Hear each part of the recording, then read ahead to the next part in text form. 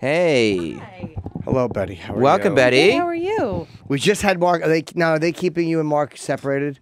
Yeah, we don't speak. Good. Good. We want it to be healthy. No, I'm obsessed with Mark Maron.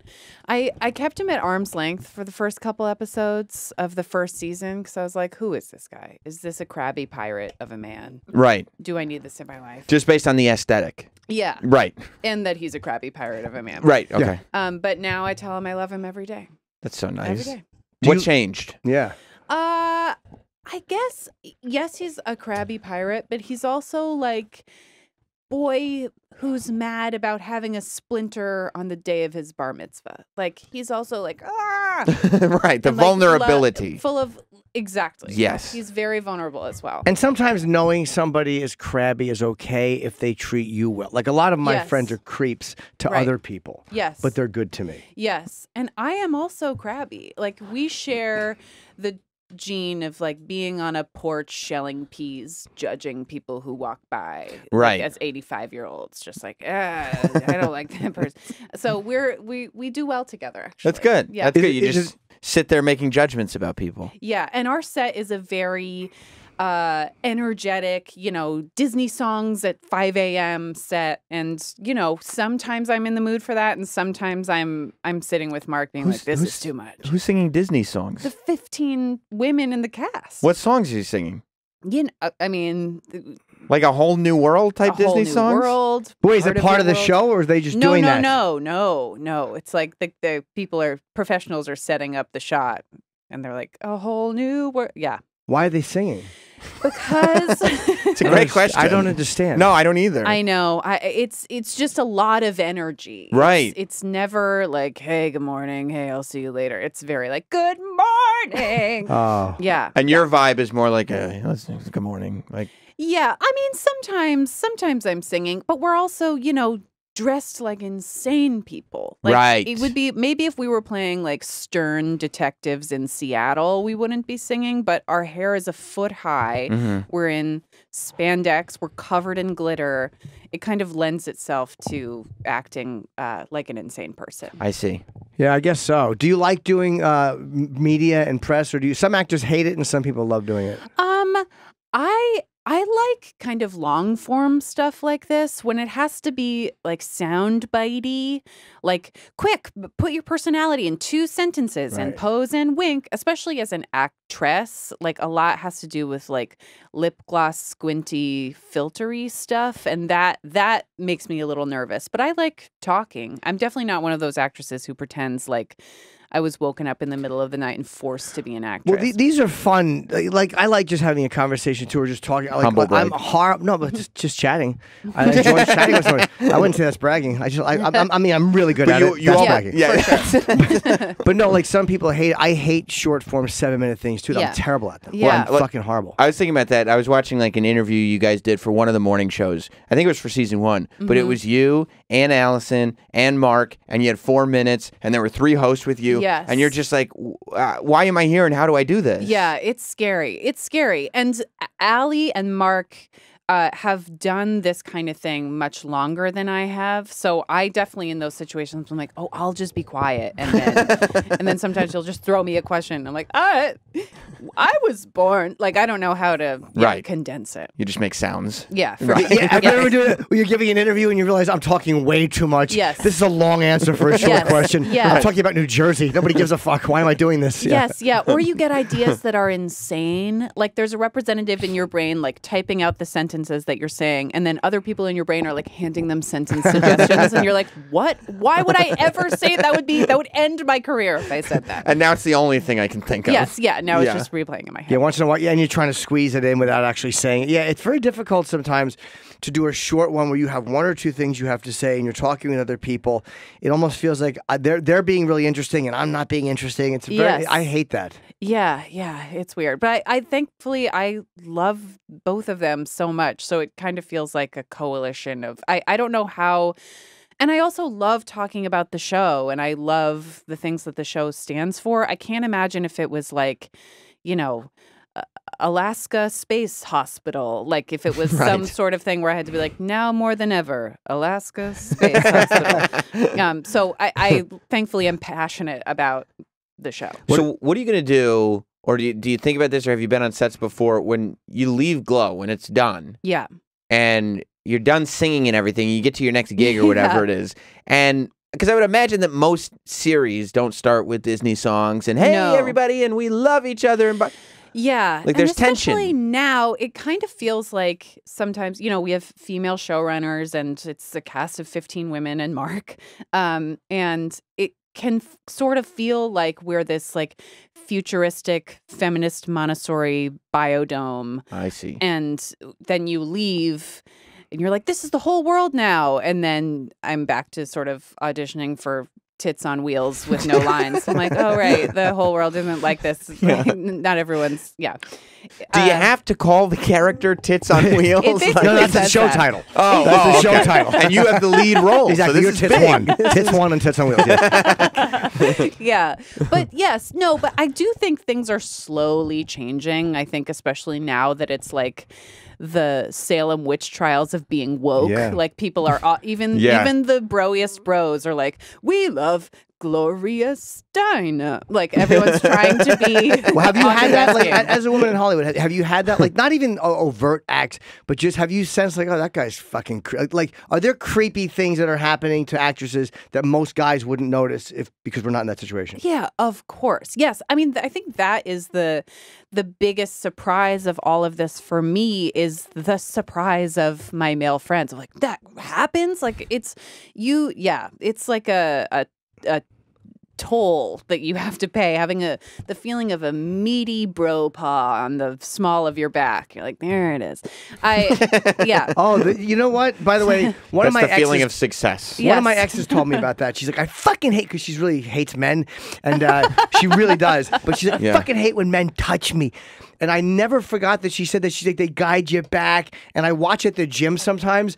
It's fun to watch a trainer doing all this weird touching, and I'm like, I guess that would be annoying. It never occurred to me. Well, you know, the fact that it doesn't happen to you means that it's not just a trainer being a trainer. Right, Like, exactly. My trainer never. I tried to get her to touch me. Totally. She refuses. There's something in the small of my back that She's I like, think I don't if care. you could guide. No, I don't care if it's a lump. I'm not touching it. Yeah.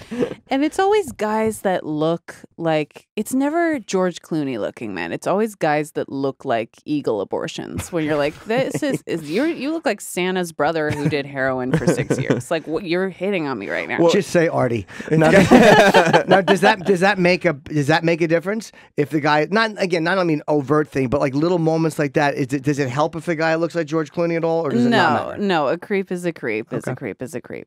But I think also creeps so often look like creeps because they didn't get laid in high school. Right. They could never rely on their looks or personality, so they get into these positions of power, and then that's what they do. They abuse the and power. they're predators, because, and they're using you to audition their, like, the memoir version of themselves when their real life is that they're sad in a basement farting into their cashmere pajamas while their wife yells at them. Right. They're like, I'm gonna like flirt with you at Crafty and make you feel small and sad, and that's gonna make me feel good today. So you think they're being kind of super gross. who they see themselves, who they want to be, because you're on set and they're in a position of power, like, oh, I can behave this way with you, but I can't do this stuff at home. Yeah, maybe. I don't know. I can't pretend to know what a brociopath feels, but yeah, they're super disgusting. Have you had to say something to somebody? Have you ever said, like, whoa, enough? Yeah, definitely. I mean, yeah, for sure. And it also, I think this time is making me feel braver and more vocal. And I think I'm, Glow has sort of been this like perfectly timed kind of bravery training camp for me, feminist wise, and creatively, that I realized that I've wasted so many jobs feeling scared and silent, and like I was going to get fired if I didn't sort of silently accept the weird flirtations that were happening. And it made me be like, oh, I'm scared to do that weird choice that I was going to do in this scene, because I guess my job is to be like quiet hot girl for this part and not like the crazy character that I wanted to sort of play. And I realized I was getting in my own way with that. So now I try to walk onto sets setting a precedent of like you know, I'm here to do my job, and I'm going to do the weird choice on the first take and just get weirder and weirder from there. Does the physicality help that on Glow? The fact that Yeah. you guys are all doing stunts and fighting and Yes, totally. Yes. On like, yeah, in other jobs, I exercised, but like it was all for the beach. Like I would think of wide shots as like, okay, I'm Betty sucking it in, being here in my tiny costume, and then I can act when it's the close up. And you know, in Glow, my whole body is being required to do powerful, functional things instead of like posy Barbie things, and that has been so freeing and empowering, and you know, makes me feel like the character from head to toe instead of like character from head to collarbone and Betty from collarbone to toes. Right, that makes sense because you're acting with your whole body. Yes. What did you do in Ghost? Ghost? I'm sorry, a Ghost Town, the Gervais movie. I was the pottery wheel Yes. in Ghost. Yeah. I was about to say Ghost. I meant Ghost Town because I love that movie. I love Gervais. I In love Ghost that. Town? I love that. I cried on a plane. What? I had to turn that. I was crying on a plane watching that so hard. I had to fucking turn it up behind my sunglasses like a psychopath. Well, Jim they has say a lot something of- happens when you're on a plane because you are more emotional watching things because you're above your whole life and away from everyone you love. You're probably connected, earphones, monitors, small. Yes. Jim's also got severe emotional distress. Yes. God, me too. So yeah, that's I was part of it. literally, I'll never forget that. Just sunglasses rule, but I was weeping behind sunglasses watching that movie. So I was the World War II nurse Ghost. I think I had 2 lines. Oh, okay. I was probably the part you cried the hardest. It was probably the part that you were most affected by. Remember that remember. part? Yeah, no, I No. think you remember. Oh, that you're the nurse. Yeah. Oh, that was when I turned it off. I'm like, I cannot handle this anymore. It's too much emotion. No, but I remember that Yeah. movie made me cry. Weird things made me cry, and that movie made me cry. I never actually finished the movie. I got like 80% through, and there was one reveal, and I was just a blubbering ass. What I'm was like, it? enough. Something about the woman. Gervais realized that somebody had been dead the whole time, or that was her husband who had been. I don't remember what it was, but he realized something about Yeah. the woman in the movie, and I was like, oh. It made you cry. A blubber. Cry, no. Just leaking out of my dumb eyes. And I'm Right. Dumb fucking eyes. dabbing it. Gently. Charming. Yeah. I know. But I remember that, and I should watch that movie again. Did you? So we were talking to Mark, and he was talking about how there's more wrestling in this season. Yeah. Was that a scary thing for you guys in the sense that like? Yeah, I mean, I definitely do I would say the most wrestling this season. Mark doesn't do shit. I don't No, know why Mark. either. He does have the easiest gig, doesn't he? 100%. Right. Yeah, I'm slamming my neck into the ground, Mm-hmm. and then they're like, "Mark, we're gonna catch a piece of you, so just roll your eyes." No, but I wrestle a bunch this season. I get to wrestle Kia Stevens, who's the girl in our cast who's an actual pro wrestler.